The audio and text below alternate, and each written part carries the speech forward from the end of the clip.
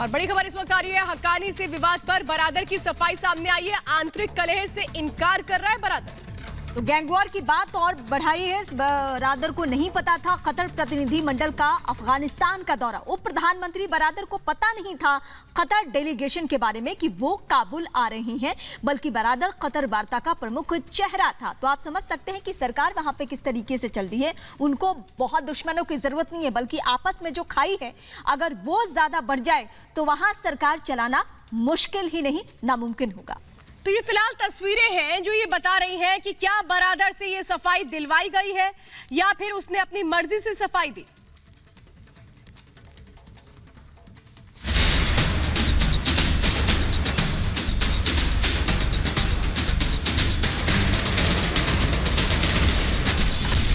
जिंदा है तालिबानी मुल्ला बरादर।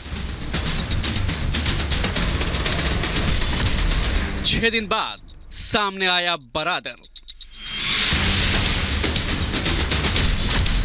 पहले ऑडियो फिर आया वीडियो।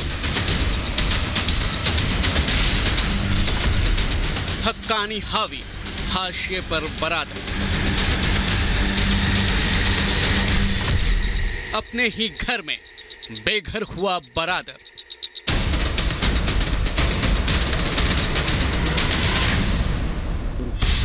आखिरकार मौत की तमाम अटकलों पर विराम लगाते हुए आतंकी बरादर सामने आ गया है। तालिबान ने अब मुल्ला बरादर का इंटरव्यू ट्वीट किया है, जिसमें बरादर ने तालिबान के अंदर किसी सत्ता संघर्ष को तो खारिज किया है, लेकिन मुल्ला बरादर ने माना है कि कतर डेलीगेशन के आने के बारे में उसे जानकारी नहीं थी। अब जरा सोचिए, अफगानिस्तान के उप प्रधानमंत्री को कतर डेलीगेशन के आने के बारे में जानकारी ही ना हो तो क्या तालिबान में सब कुछ ठीक ठाक है?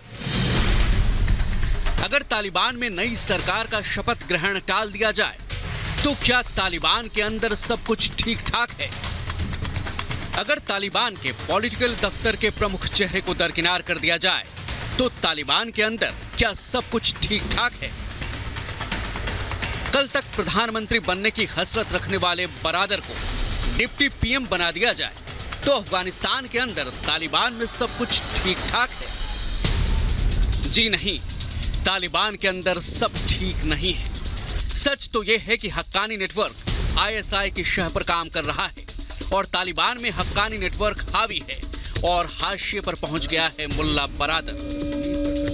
अपने ही घर में बरादर बेघर होने पर मजबूर हो गया है। दोहा में तालिबान की तरफ से अमेरिका के साथ समझौता करने वाले बरादर को आईएसआई ने हक्कानी के साथ मिलकर ठिकाने लगा दिया है और इसका सबूत है काबुल में आईएसआई चीफ फैज हामिद की मौजूदगी की वो तस्वीरें जो कुछ दिनों पहले सामने आई थी।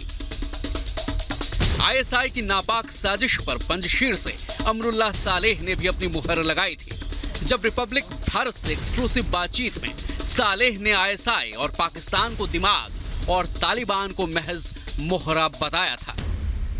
Taliban are not alone in this. They are backed by Pakistan. They are backed by Pakistan military, intelligence and diplomatic service. Yes. For as long as America is unwilling to publicly acknowledge the malign role of Pakistani Sir. and just say that they are dealing with the Taliban, this problem is not going to be fixed. जाहिर है पाकिस्तान के खेल ने मुल्ला बरादर को अपने ही घर में बेघर कर दिया है। बताया जा रहा है कि चोरी चोरी चुपके चुपके बरादर ने अपना दर्द अमेरिका से भी साझा किया है और बताया है कि इस परिस्थिति में दोहा समझौते का पालन करना संभव नहीं हो पाएगा। तालिबान की अंदरूनी कलह का सीधा असर अब अफगानिस्तान की जनता पर पड़ने वाला है। तालिबानी राज में पिस रही है अफगान जनता और हमदर्दी का नाटक कर रहा है Pakistan. Bureau report, Republic Bharat. Taliban को हर कदम पे सपोर्ट करने वाला पाकिस्तान बार बार अपने रंग क्यों बदल रहा है, ये सवाल सबके जहन में।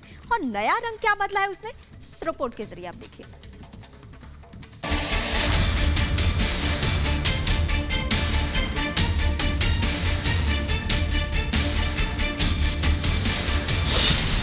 पाकिस्तान का चाल, चरित्र और चेहरा बेनकाब। गिरगिट की तरह क्यों रंग बदल रहा पाक? तालिबान पर पहले चोरी, फिर सीना जोरी। चोरी और सीना जोरी की ये कहावत तो आपने सुनी होगी। तालिबान के मामले में पाकिस्तान का रवैया भी कुछ ऐसा ही है। पूरी दुनिया जानती है कि तालिबान को पालने पोसने और आगे बढ़ाने में पाकिस्तान का हाथ रहा है। काबुल में तालिबान की एंट्री के बाद से सरकार बनाने तक में पाकिस्तान और आईएसआई की अहम भूमिका रही है।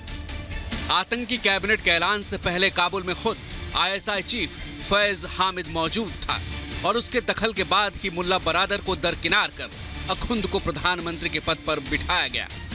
तालिबान में हक्कानी नेटवर्क के दबदबे के पीछे भी आईएसआई का ही हाथ रहा है। लेकिन पाकिस्तान का दोहरा रवैया देखिए कि तालिबान को जी जान से समर्थन देने वाला पाकिस्तान अमेरिका से ये कह रहा है कि तालिबानी सरकार को उसने मान्यता नहीं दी है और अभी मान्यता देने की जल्दबाजी भी नहीं है। एक तरफ पाकिस्तान आतंकी सरकार बनवाता है, फिर दुनिया से सरकार को मान्यता नहीं देने की बात करता है।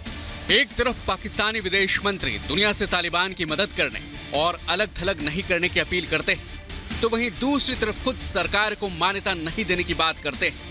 पाकिस्तान की दलील है कि पड़ोसी देश होने के नाते अफगानिस्तान को छोड़ नहीं सकता, तो वहीं दूसरी तरफ वो मान्यता देने की जल्दबाजी में भी नहीं है। आखिर गिरगिट की तरह क्यों रंग बदल रहा है पाकिस्तान? अमरुल्लाह सालेह ने कुछ दिनों पहले रिपब्लिक भारत से एक्सक्लूसिव बातचीत करते हुए पाकिस्तान की पोल खोली थी और साफ किया था कि तालिबान महज मोहरा है और उसका दिमाग और आका पाकिस्तान है। Taliban are not alone in this. They are backed by Pakistan. They are backed by Pakistan military, intelligence and diplomatic service. Yes. For as long as America is unwilling to publicly acknowledge the malign role of Pakistani Sir. and just say that they are dealing with the Taliban, this problem is not going to be fixed. America ने आतंक से लड़ने के नाम पर पाकिस्तान को आर्थिक मदद की और पाकिस्तान ने उसका इस्तेमाल तालिबान को खड़ा करने में किया। जाहिर है दुनिया के सामने आतंकिस्तान खुद को पाक साफ दिखाने के लिए प्रोपेगेंडा पर उतारू है। चोरी चोरी चुपके वो तालिबान की मदद भी कर रहा है और दुनिया के सामने पाक साफ होने का दिखावा भी कर रहा है। Bureau report, Republic Bharat.